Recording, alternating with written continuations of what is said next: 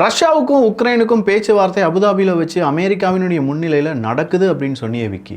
அதனுடைய அப்டேட் என்ன?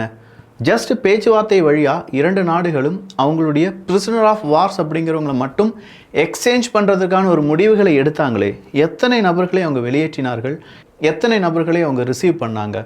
இதை தாண்டி அடுத்ததாக பேச்சுவார்த்தை எப்போது ஆரம்பிக்கும், என்ன மாதிரியான பேச்சுவார்த்தையில் அவங்களுடைய அடுத்த கட்ட நடவடிக்கை இருக்க வாய்ப்புகள் இருக்குது? அப்போ இரண்டு நாடுகளுமே யுத்தத்தை நிப்பாட்டிட்டாங்களா? பல கேள்விகள் இருந்தது. அப்படின்னா அந்த கேள்விகளுக்கான பதிலாகத்தான் இது இருக்க போகுது. எல்லாத்தையும் பார்த்துடலாமா?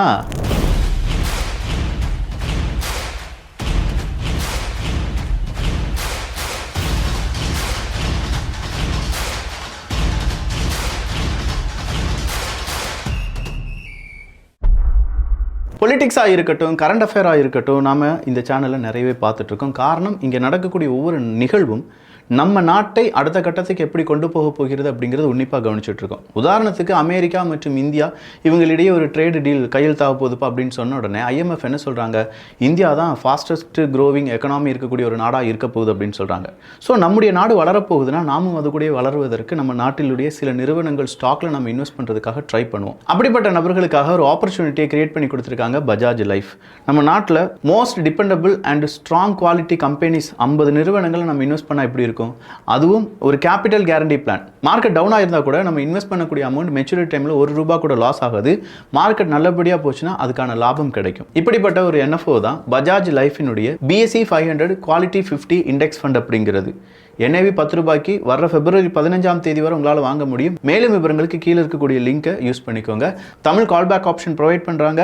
இல்லை ஒரு ஏஜென்ட் வீட்டுக்கு வந்து எக்ஸ்பிளைன் பண்ணுறதா இருந்தாலும் அதையும் ப்ரொவைட் பண்ணுறாங்க. நமக்கெல்லாம் தெரியும் கோல்டு ரேட்டு கூட்டிகிட்டே இருக்குது. கோல்டு ரேட்டினுடைய CAGR கடந்த 5-6 வருடங்கள் எடுத்து பார்த்தோம்னா ஒரு 13% 14% இருக்குது. பேங்க் ரிட்டர்ன்ஸ்னுடைய CAGR எடுத்து பார்த்தோம்னா 5-6% தான். பட் இந்த NFOனுடைய இண்டெக்ஸை நம்ம எடுத்து பார்த்தோம்னா கடந்த 5 வருடங்களில் CAGR ரிட்டர்ன்ஸ் 26.2%, 7 வருடங்களில் 21.2% CAGR ரிட்டர்ன்ஸ் அப்படிங்கிறதையும் கொடுத்துருக்கு. மாதம் ₹2000 நீங்கள் இன்வெஸ்ட் பண்ணலாம், எவ்வளோ வேணாலும் இன்வெஸ்ட் பண்ணலாம். நம்ம கொடுக்கக்கூடிய மாத பிரீமியத்தில் 120 மடங்கு நமக்கு லைஃப் கவர் அப்படிங்கிறதும் கிடைக்கும். வருஷத்துக்கு ₹2.5 லட்சம் வரை இன்வெஸ்ட் பண்ணி அதில் கிடைக்கக்கூடிய லாபத்துக்கு டாக்ஸ் இல்லை என்பதும் குறிப்பிடத்தக்கது.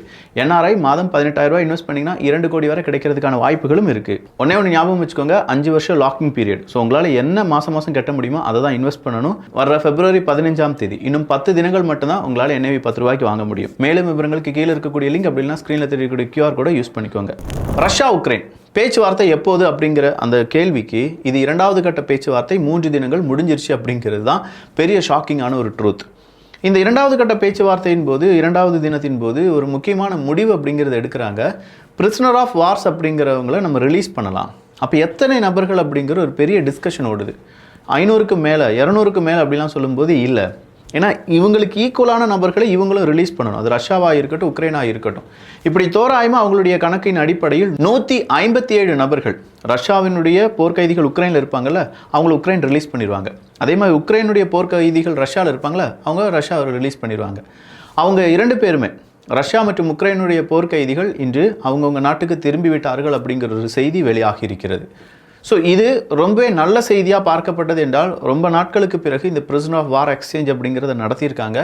அது மட்டும் இல்லாமல் இப்போ செக்யூரிட்டி அக்ரிமெண்ட்டை பற்றி 2 நாடுகளுமே டிஸ்கஸ் பண்ணிட்டு இருக்காங்க. பட் உக்ரைனுடைய இந்த பீஸ் டீல் என்ன சொல்லியிருக்காங்க, உக்ரைனுடைய தேவைகள் என்ன அப்படிங்கிறத புரிந்து கொள்வதற்கு எங்களுக்கு 1.5 மாதம் தேவை அப்படின்னு சொல்லி இன்றைக்கி ரஷ்யாவினுடைய வெளியுறவுத்துறை அமைச்சகம் ஒரு செய்தியை வெளியிட்டிருக்கிறது. அப்போ ரஷ்யாவினுடைய வெளியுறவுத்துறை அமைச்சகம் 1.5 மாதங்கள் டைம் கேட்குறாங்க. அப்படின்னா 1.5 மாதங்களுக்கு பீஸ் டீல் கிடையாது அப்படிங்கிறது தான். அப்படின்னா யுத்தத்தை நிப்பாட்டிட்டாங்களா விக்கி? பீஸ் டீல் ஒரு பக்கமாக ஓடிட்டுருக்கு. 3 நாடுகள் சேர்ந்து அபுதாபியில் வச்சு பேச்சுவார்த்தை நடத்திட்டு இருக்காங்க. அங்கே பிரிசனர் ஆஃப் வார்ஸ் அப்படிங்கிறவங்களை எக்ஸ்சேஞ்ச் பண்ணிட்டு இருக்காங்க. ஸோ டோட்டலாக இந்த யுத்தம் நின்று விட்டதா அப்படின்னு கேட்டால் கண்டிப்பாக இல்லைங்க. அப்படி யாராவது சொன்னால் அது தப்பு. இன்றைக்கி ஒரே நாளில் மட்டும் உக்ரைனுடைய ட்ரோன்ஸ் 100க்கும் அதிகமான ட்ரோன்ஸ் ரஷ்யா பக்கம் வந்திருப்பதாக ரஷ்யா செய்தியை வெளியிட்டிருக்கிறார்கள். ரஷ்யாவும் சாதாரணமாக ஒன்றும் செய்யாமல் இல்லை, ரஷ்யாவும் திரும்ப அடிச்சிருக்காங்க என்பதும் குறிப்பிடத்தக்கது. சரி, இந்த செக்யூரிட்டி அக்ரிமெண்ட்டை பற்றி எல்லா நாடுகளும் பேசிகிட்டு இருக்கும்போது ரஷ்யாவினுடைய வெளியுறவுத்துறை அமைச்சகம் இன்றைக்கி எல்லா நாடுகள்ட்டையும் உக்ரைனுடைய கான்டாக்ட் குரூப் அப்படின்னு சொல்லக்கூடிய 57 நாடுகளுக்கு ஒரு ரிக்வஸ்ட் அப்படிங்கிறத வைக்கிறாங்க. அது சாதாரண விஷயம் கிடையாது. மத வழிபாடு, மொழி, இதை எந்த நாடும் ரெஸ்ட்ரிக்ட் பண்ணக்கூடாது அப்படிங்கிறதுல உலக நாடுகள் எல்லோரும் ஒற்றுமையாக தானே இருக்கீங்க அப்படின்னு சொல்லி கேட்குறாங்க. ஜனநாயகத்தை ஃபாலோ பண்ணக்கூடிய நாடுகள், எல்லா நாடுகளுமே யார் வேணாலும் என்ன மதத்தை வேணாலும் ஃபாலோ பண்ணலாம், யார் வேணாலும் என்ன மொழியை வேணாலும் பேசலாம். அதில் தவறு ஒன்றும் கிடையாது. அஃபிஷியல் லாங்குவேஜை விட அவங்க பேசுகிறதுக்கு எந்த தடையும் விதிக்க முடியாதுல்ல. அவங்க பேசுகிறதுக்கோ அவங்க படிக்கிறதுக்கோ எந்த தடையும் விதிக்க முடியாது. ஆனால் இங்கே இந்த ஊர்லேயே, இந்த உலகத்திலேயே உக்ரைனில் மட்டும்தான் ரஷ்ய மொழி பேசுவதற்கும் எழுதுவதற்கும் தடை விதிக்கப்பட்டிருக்கிறது. ஒட்டுமொத்தமாக ரஷ்ய மொழி அப்படிங்கிறது அங்கே பேன் செய்யப்பட்டிருக்கிறது அப்படிங்கிற தகவலை இன்றைக்கே ரஷ்யாவினுடைய வெளியுறவுத்துறை அமைச்சகம் வெளியிடுகிறார்கள். அவங்க என்ன சொல்கிறாங்கன்னா, இஸ்ரேலுக்கும் அரபுலக நாடுகளுக்கும் ஆகவே ஆகாது. ஆனால் அப்படிப்பட்ட இஸ்ரேலினுடைய ஹீப்ரு மொழியை எந்த அரபுலக நாடுகளும் இதுவரையிலும் தடைப்படுத்தலை, யாருமே தடை போடலை. அதே மாதிரி அரபி மொழி படிக்கிறதுக்கு பல நாடுகளில் எதிர்ப்பு அப்படிங்கிறதுலாம் கிடையாது, எல்லாரும் படிச்சுட்டு இருக்காங்க. அப்படி இருக்கும் பட்சத்தில் உக்ரைனுக்கு மட்டும் என்ன 2 கொம்பா முளைச்சிருக்கு, ரஷ்யாவினுடைய மொழியை படிக்கக்கூடாது அப்படின்னு சொல்லி உக்ரைன் சொல்வதற்கான அந்த அந்த அதிகாரம் எங்கேருந்து வந்துச்சு அப்படின்னு சொல்லி கேட்குறாங்க. ஸோ இதெல்லாம் நீங்கள் செக்யூரிட்டி கேரண்டிக்குள்ளே எப்படி உள்ளே கொண்டு வருவீங்க? இப்போ உக்ரைன் பின்னாடி நாங்கள் நிற்கிறோம், உக்ரைனுக்கு ஏதாவது ஒரு பிரச்சனை நாங்கள் வந்து நிற்போம் அப்படின்னு சொல்லக்கூடிய நாடுகளிடம் இப்போ ரஷ்யாவினுடைய வெளியுறவுத்துறை அமைச்சகம் கேட்கக்கூடிய கேள்வி என்னென்னா, ஓகே நீங்கள் வந்து நில்லுங்க, ஆனால் என்னுடைய மொழியை படிக்கக்கூடாது, படித்தா வெட்டுவேன், குத்துவேன், உன்னை அரெஸ்ட் பண்ணுவேன் அப்படின்னு சொல்லக்கூடிய ஒரு நாட்டுக்கு எதிராக நீங்கள் எப்படி செக்யூரிட்டி கேரண்டி கொடுப்பீங்க? அப்படின்னா என்னுடைய மொழியை துச்சமாக மதிக்கக்கூடிய ஒரு நாட்டுக்கு நீங்கள் செக்யூரிட்டி கொடுப்பீங்கன்னா நாளைக்கு உங்கள் நாட்டுக்கும் பிரச்சனை வந்தது என்றால் இப்படித்தானே இருக்கும் அப்படின்னு சொல்லி கேட்குறாங்க.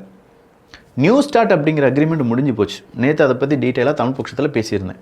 அந்த நியூ ஸ்டார்ட் அக்ரிமெண்ட் முடிஞ்சதுனால பல நாடுகளும் பயத்தில் இருக்காங்க. ரஷ்யா ஆல்ரெடி அவங்களுடைய வேலையை ஆரம்பிச்சிட்டாங்களோ அப்படின்னு சொல்லக்கூடிய செய்தி ஊடகங்களும் இருக்கிறது. ஸோ நியூ ஸ்டார்ட் இல்லாததுனால யார் வேணாலும் எவ்வளோ வேணாலும் எந்த ரக அணு ஆயுதத்தையும் உருவாக்கி அவங்களுடைய பார்டரில் வச்சுக்கலாம் அப்படிங்கிறது தான் ஒரு சிம்பிளான எக்ஸ்பிளனேஷன். தோராயமாக 1551 மிசைல்ஸ் மட்டும்தான் வைக்கணும், வார்ஹெட்ஸ் மட்டும்தான் இருக்கணும் அப்படின்னு சொன்ன இடத்துல நியூ ஸ்டார்ட் இல்லாததுனால நீ 4000, 5000, 10,000 எவ்வளோ வேணாலும் வைக்கலாம்.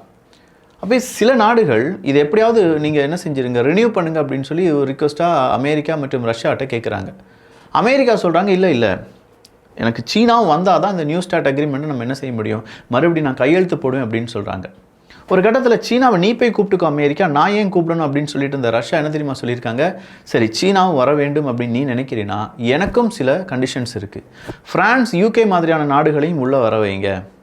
அது எப்படி சீனாவை நீ உள்ளே கொண்டு வந்துட்டு இல்லை, 21ஆவது நூற்றாண்டில் நமக்கு எதிராக சீனா பெருசாக வல்லரசாக மாறும், அவன்கிட்ட அணு ஆயுதம் இருக்குது, அந்த பயம் இருக்குது அப்படின்னு சொல்கிறதுனால சீனா உள்ளே வரணும் அப்படின்னு நீ நினச்சின்னா அதே பயம் நம்ம ஃப்ரான்ஸ் யூகேலையும் காண்பிக்க வேண்டுமா வேண்டாமா, அவங்களையும் நியூ ஸ்டார்ட் அக்ரிமெண்ட்டுக்குள்ளே வந்து கையெழுத்து போட வைங்க அப்படின்னு சொல்கிறாங்க. உலகத்தில் பல நாடுகள் நியூ ஸ்டார்ட் அக்ரிமெண்ட் அப்படிங்கிறது ரெனியூ பண்ணுங்க அப்படின்னு சொல்லி கேட்குறாங்க.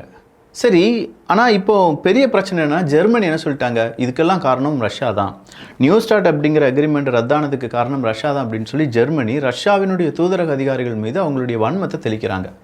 இன்றைக்கி இதெல்லாம் பார்த்துட்டு இருந்த ரஷ்யா என்ன செஞ்சுட்டாங்க, ஜெர்மனியுடைய தூதரக அதிகாரிகள் இனிமேல் எங்கள் நாட்டில் செக்யூராக நீங்கள் என்ன செய்ய முடியாது, உங்களுக்கு செக்யூரிட்டிலாம் தர முடியாதப்பா, உடனடியாக உங்கள் நாட்டுக்கே திரும்ப போயிருங்க அப்படின்னு சொல்லி, நீ என்னை அடிச்சினா திரும்ப 2 மடங்காக உனக்கு நான் அடி கொடுப்பேன் அப்படிங்கிற அந்த மெத்தடில் ரஷ்யா அவங்களுடைய பதிலடியை கொடுக்குறாங்க. திடீர்னு அமெரிக்கா என்ன செய்கிறாங்க, ரஷ்யாவின் மீது, ரஷ்யாவினுடைய ஆயில் நிறுவனங்கள் மீதெல்லாம் பொருளாதார தடை அப்படிங்கிறத விதிக்கிறாங்க. ரஷ்யாவுக்கு ஒன்றுமே புரியலை. நீ சொல்லி தான் நான் பேச்சுவார்த்தையில் உட்கார்ந்துருக்கேன், அபுதாபியில் வச்சு பேச்சுவார்த்தை நடந்துகிட்ருக்கு, இந்த நேரத்தில் நீ மறுபடியும் சாங்ஷன் அப்படிங்கிறத எங்களுக்கு ஒரு ப்ரெஷராக கொடுக்க நினச்சின்னா இதே மாதிரியான ஒரு நிலைப்பாட்டை நாங்கள் உக்ரைனுக்கு எதிராகவும் செய்வோம் அப்படின்னு சொல்லி எச்சரிக்கையை கொடுத்துருக்காங்க. ரஷ்யாவால் என்ன செய்ய முடியும்னு நினைக்கிறீங்க, உக்ரைனுக்கு எதிராக யுத்தத்தை செய்யலாங்க, அவங்களுடைய ஃப்ரண்ட்லைன் எக்ஸ்பான்ஷன் அப்படிங்கிறத செய்யலாம், செக்யூரிட்டி கேரண்டிக்குள்ளே ஒடிசாவை கொண்டு வாங்க அப்படின்னு சொல்லிட்டு இருக்காங்க உக்ரைன். ஒடிசாவுக்கு பாதிக்கு மேல் பகுதி யார் எடுத்துகிட்டு போயிட்டா, ரஷ்யா எடுத்துகிட்டு போயிட்டாங்க. அப்படிப்பட்ட பகுதியில் எனக்கு நீ செக்யூரிட்டி கேரண்டி கொடுக்கணும்னு சொல்லி உக்ரைன் கேட்குதுன்னா எந்த அளவுக்கு இந்த மீடியேட்டராக வரக்கூடிய நாடுகளை முட்டாள் அப்படின்னு சொல்லி உக்ரைன் நினச்சிட்டு இருக்காங்க. ஸோ ஒரு புறம் இப்படி பல விஷயங்கள் நடந்துட்டு இருக்கும்போது ரஷ்யாவினுடைய விளையாட்டு வீரர்கள் கால்பந்து விளையாட வேண்டும் அப்படிங்கிறத ஃபிஃபா என்ன செய்ய போகிறாங்க, அவங்களுடைய தடை எல்லாமே நீக்க போகிறாங்கங்கிற ஒரு செய்தி வெளியானது. ஸ்பேஸ் வாக் அப்படிங்கிறதுலையும் ரஷ்ய வீரர்கள் அவங்களுடைய காஸ்மோனட்ஸ் என்ன செஞ்சுருக்காங்க, ஒரு பெரிய ஒரு ரெக்கார்டை வச்சுருக்காங்க. 176வது ஸ்பேஸ் வாக்ஸ் அப்படிங்கிறத நாங்கள் முடித்து விட்டோம் அப்படின்னு சொல்லி இன்றைக்கி ரோஸ்காஸ்மோஸ் அவங்களுடைய அறிவிப்பை வெளியிடுகிறது. ஸோ என்னதான் யுத்தம் ஒரு கட்டத்தில் நடந்துட்டு இருந்தாலும் எங்களுடைய விஞ்ஞான வளர்ச்சியும் அதற்கான ரிசர்ச் அண்ட் டெவலப்மெண்ட்டையும் நாங்கள் விடவே இல்லை. பாருங்கள், ஸ்பேஸ் வர நாங்கள் முன்னேறிக்கொண்டே இருக்கிறோம், அதை யாராலையும் தடுக்க முடியாது.